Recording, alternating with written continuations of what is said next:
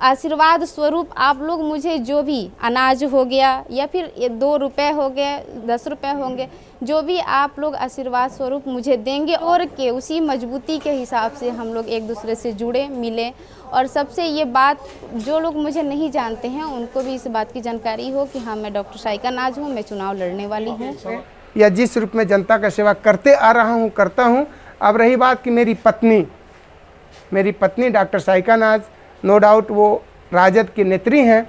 अब राजद क्या करती है, हम राजद के सुप्रीमो और राजद के जो हमारे सबसे बड़े नेता हैं उन लोगों के फैसले का इंतज़ार करेंगे। अगर वो हमारे हक में फैसला सुनाते हैं, अगर हमें टिकट देते हैं तो हम उनके टिकट से लड़ना जरूर चाहेंगे। क्षेत्र के प्रत्येक जनता के हर घर तक पहुंचूंगा और ये कार्य उस शुभ दिन से करूंगा जिस शुभ दिन को हमारे देश के, पूरे देश के बीच में, भैया बहन के बीच एक अटूट प्रेम भाव, मोहब्बत और रिश्तों का एक बहुत ही प्यारा पर्व है जिसका नाम रक्षाबंधन है।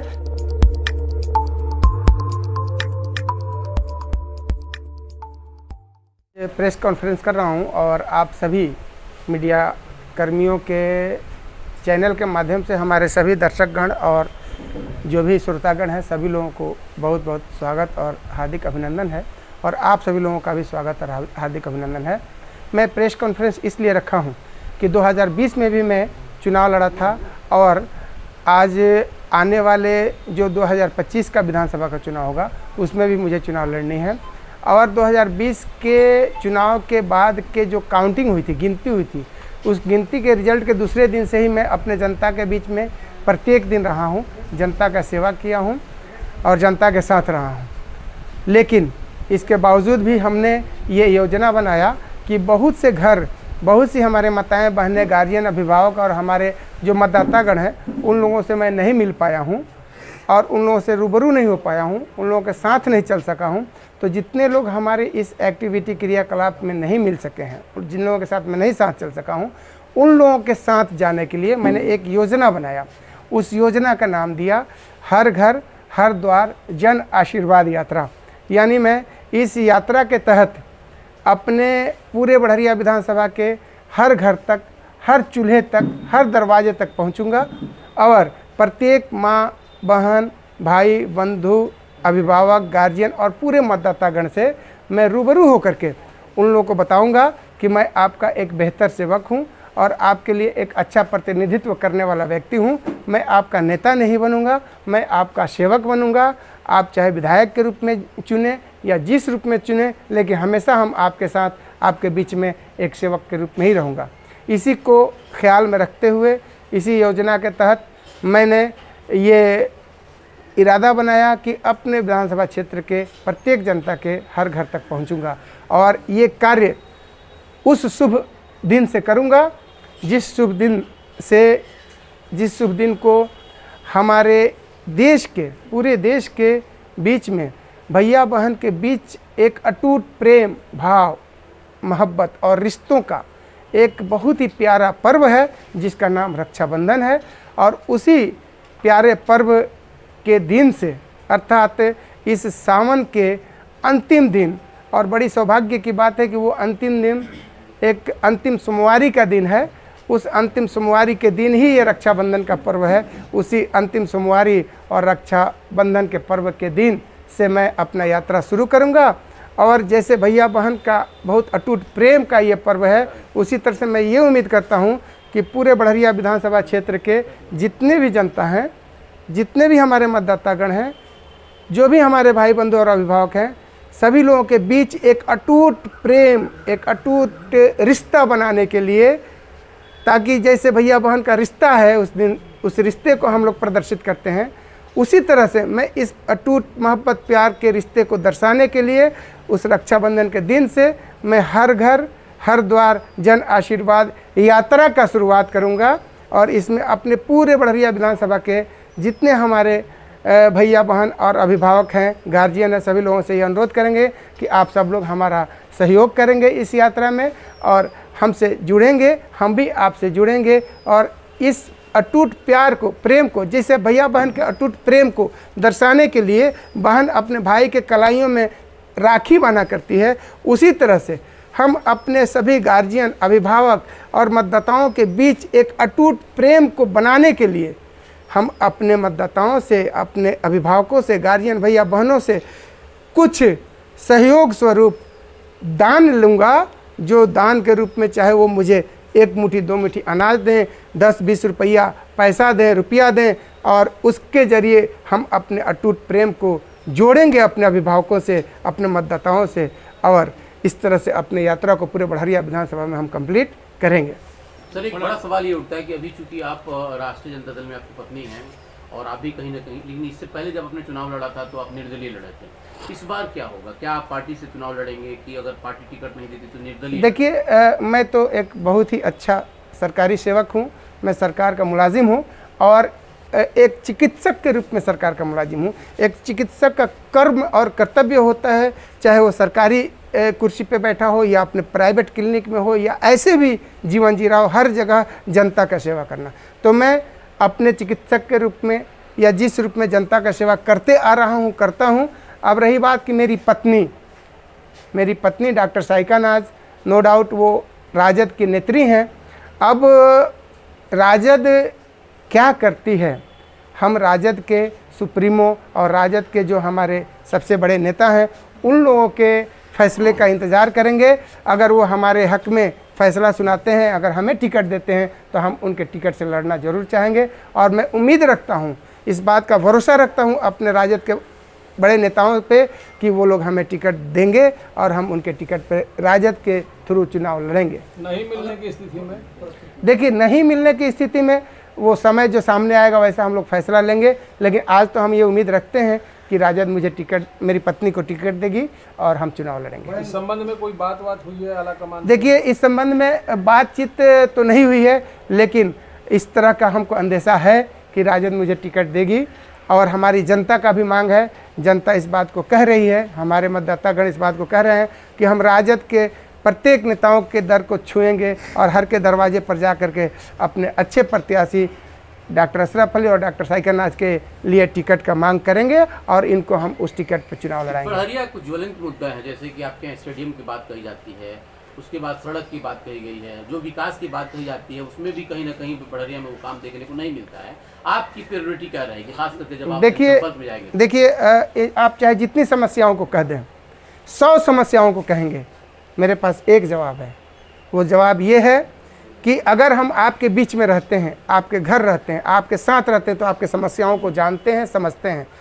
अगर जानेंगे, समझेंगे समस्याओं को, तभी उसका निराकरण करेंगे, और नहीं जानेंगे, समझेंगे तो कोई निराकरण नहीं है। हमारी नज़रों में भी सैकड़ों समस्याएं हैं और हम पिछले 2020 के चुनाव के रिजल्ट के दूसरे दिन से ही हम अपने जनता के बीच में हैं, हर समस्याओं को देख रहे हैं और हर सुख दुख में उनके साथ हैं। तो मेरी सभी जनता, हमारे अभिभावक, गार्जियन जो हैं, उन लोगों का ये कहना है कि डॉक्टर साहब हमेशा से हम लोगों के साथ हैं और सबका विश्वास है कि हम हमेशा उनके साथ रहेंगे। तो आने वाले दिन में सैकड़ों समस्याओं का निदान होगा।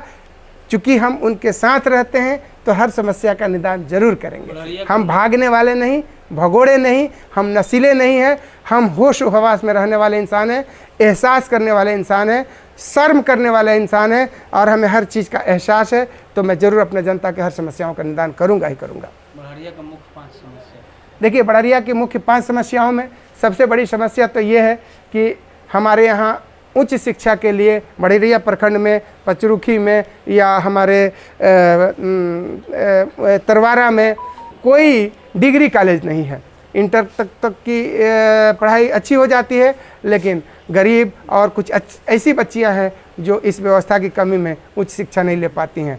2 नंबर का इस यहाँ का इम्पोर्टेंट मुद्दा ये है कि हमारे बीच में सबसे बड़ी बात यह है कि चाहे वो बढ़रिया बाज़ार हो या पचरुखी बाज़ार हो या तरवारा बाज़ार हो, कहीं भी किसी भी बाज़ार में आज तक एक सरकारी शौचालय नहीं बन सका, सामूहिक शौचालय नहीं बन सका, जिसमें कि हमारी माताएं बहनें जब जाती हैं बाज़ार में तो उन्हें बहुत सारी कष्टों का सामना करना पड़ता है। तीसरा मुद्दा यह है कि हमारे बीच में बहुत सी ऐसी सड़कें हैं जो कि उसका चौड़ीकरण का ज़रूरत है और अब तक उसके दोनों तरफ जो फुटपाथ होता है उसका भी सही व्यवस्था नहीं है जिससे कि सवारी लेकर के हम चलें। आए दिन दुर्घटनाएं हुआ करती हैं और उसमें जान जाया करती हैं। चौथी समस्या ये है कि हमारे बढ़हरिया में जैसे तरवारा हो या हमारा बढ़हरिया हो, इसमें जाम की सबसे बड़ी समस्या है। और आपको बता दें कि जाम की समस्या का एहसास आप लोगों को भी नहीं होगा। मैं चूँकि बढ़हरिया में रहता हूँ तो मुझे इस जाम का समस्या का बहुत बड़ा कीमत नज़र आता है। आप जाम का कीमत लगाते होंगे कि जाम लग गई, 1-2 घंटा समय लगा, 1 घंटे समय में जाम से हम बाहर निकल गए। लेकिन मैं आपको बताता हूँ कि बढ़हरिया के जाम का कीमत एक जान के बराबर है। आए हर महीने 2 महीने में मेरे पास ऐसे मरीज आया करते हैं जिनको मैं चेक करता हूं तो वो पेशेंट एक्सपायर रहता है। और जब मैं अटेंडेंट से बताता हूं कि आपका मरीज मर चुका है तो अटेंडेंट एकदम बेचैन हो जाता है, बौखला जाता है, जैसे कि लगता है कि उसे कोई शौक लगा और वो ये कहता है कि मेरा मरीज कैसे मर गया, मेरा मरीज तो अभी जामो मोड़ पर बात कर रहा था, मेरा मरीज तो अभी थाना चौराहे पे बात कर रहा था। तो मैंने बोला कि फिर ऐसा क्यों हो गया? तो बोला कि वहाँ जाम में फंस गए थे। भाई जाम में फंस गए थे तो हार्ट अटैक का मरीज, ब्रेन हेमरेज का मरीज बहुत समय नहीं देता है, उसको तुरंत इलाज की ज़रूरत पड़ती है और उसी जाम के समय में वो मरीज अपना दम तोड़ देता है। तो मैं आपको बता दूं कि बढ़हरिया की जाम का कीमत जान के बराबर है, जो आए महीने 2 महीने में 1-2 केस हमको मिला करता है, बाकी डॉक्टरों के लिए अलग है।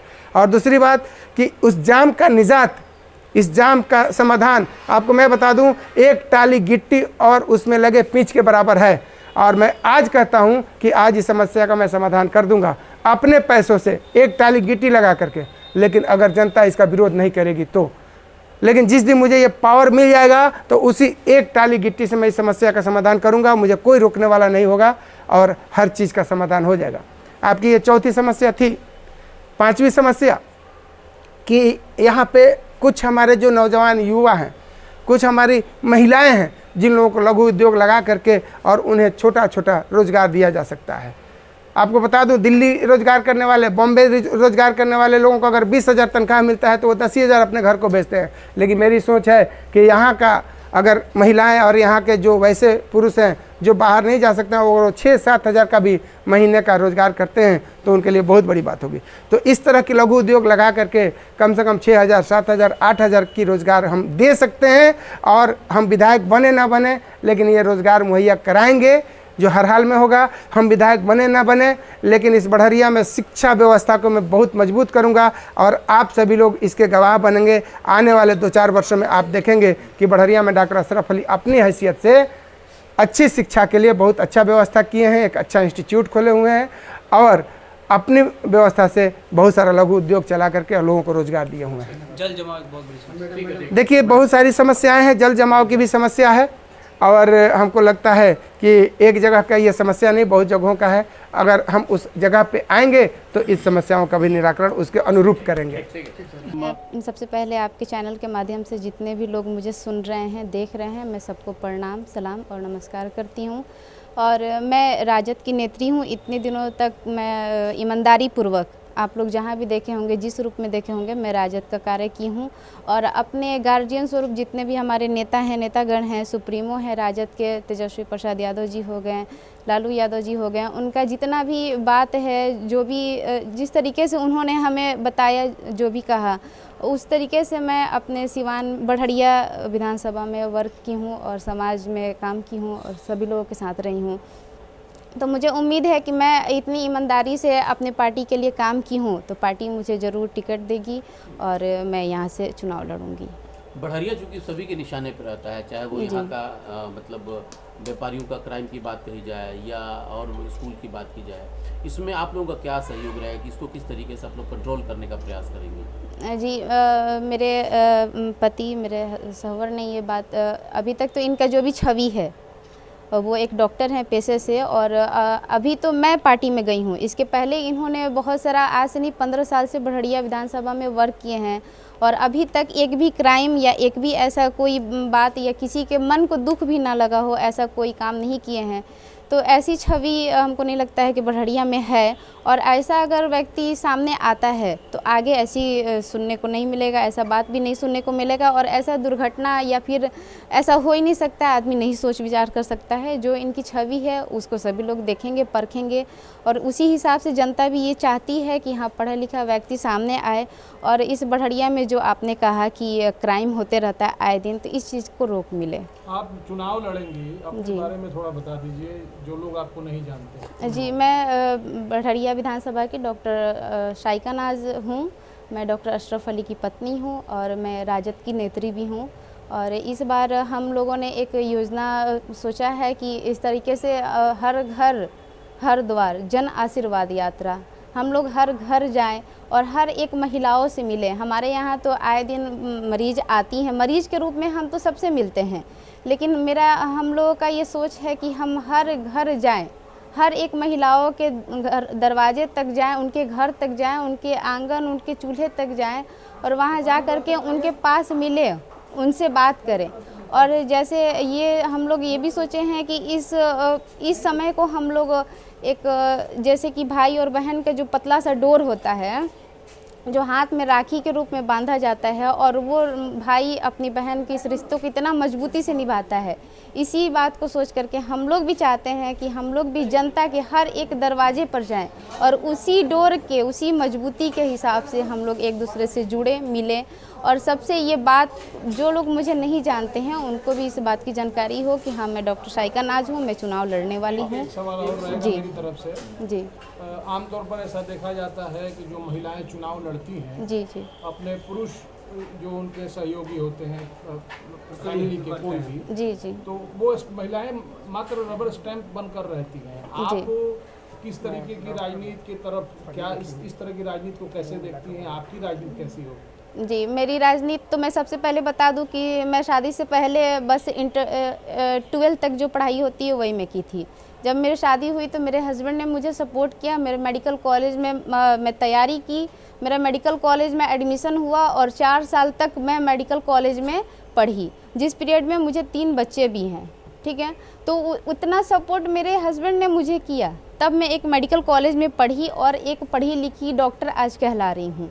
तो ऐसा नहीं लगता है कि महिलाओं अगर चुनाव लड़ रही हैं और उनको बैठा करके उनके पति काम कर रहे हैं, मेरे शौहर ऐसे नहीं हैं। और एग्जाम्पल मैं आपको दे दी है। जनता से क्या अपील करेंगे मैम? जनता से मैं ये अपील करूंगी कि मैं सोमवार से सावन की इस पावन माह जो ख़त्म होने वाला है, सोमवार को रक्षाबंधन है, और इस रक्षाबंधन की शुरुआत में मैं आप लोगों के घर, आपके दरवाजे पर आऊँगी और आप लोगों से आशीर्वाद स्वरूप आप लोग मुझे जो भी अनाज हो गया या फिर 2 रुपए हो गए, 10 रुपए होंगे, जो भी आप लोग आशीर्वाद स्वरूप मुझे देंगे और मुझे पहचाने और मुझे अपनी बेटी बहन जाने और मुझे मेरी मदद करे, ताकि आगे चल के मैं भी आपकी सहयोग कर सकूं। महिला है और जी। महिला होने के मतलब महिला शक्तिकरण के लिए क्या प्रयास कीजिएगा? जी, मैं डॉक्टर हूँ, तो डॉक्टर का तो काम होता है सेवा करना, और सशक्तिकरण जो महिलाओं के लिए है, तो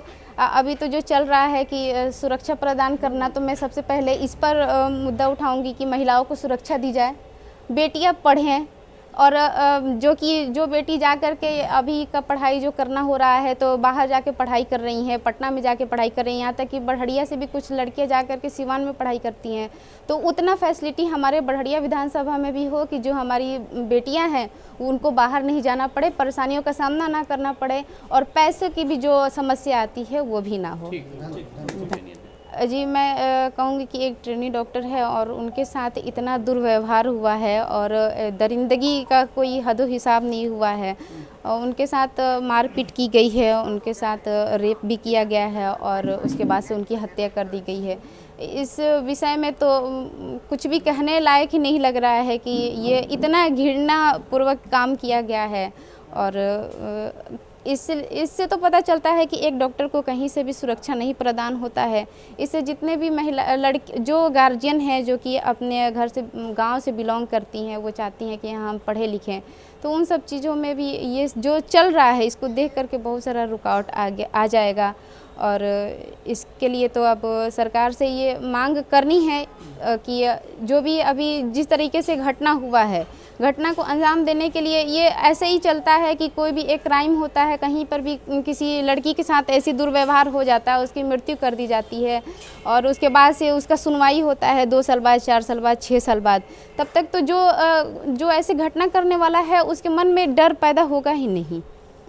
अगर तुरंत का तुरंत हो, अगर एक्शन लिया जाए। अभी जैसे कि डॉक्टर का एक लेडी डॉक्टर थी जो कि ड्यूटी में थी और गवर्नमेंट मेडिकल कॉलेज में थी और उनके साथ ऐसा व्यवहार हुआ और अभी तक 9 तारीख को हुआ है, 8 तारीख या 9 मतलब 4 बजे करीब में, ये 9 के 4 बजे करीब में की बात है, ये हुआ है और आज 17 तारीख हो गया, अभी तक सुनवाई नहीं हुई।